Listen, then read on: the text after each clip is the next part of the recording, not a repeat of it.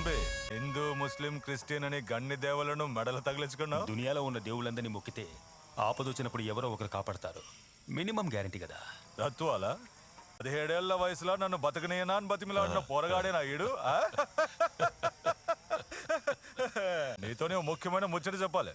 ఇప్పటిదాకా వారం వారం ఇస్తా వచ్చినావు కదా పైసలు, ఇక వద్దులే. దానికి బదులుగా మొత్తం మూట కట్టుకుని అమ్ముకుని వేరే ఊరికెళ్ళి బతుకుపో. నేనే మళ్ళీ వచ్చే వారంకి చెప్దాం అనుకున్నా.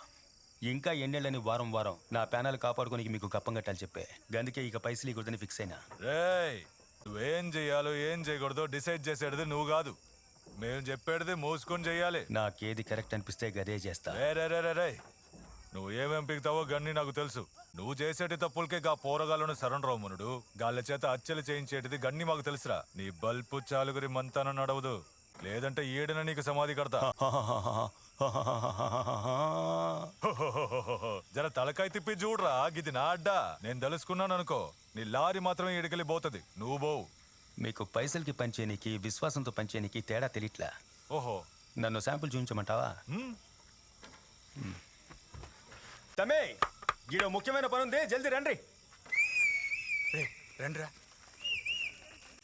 ఈ ముగ్గురు పెద్ద మనుషుల్ని గీడే కొట్టి చంపినోడికి బహుమతి పైసలు 20 లక్షల రూపాయలు.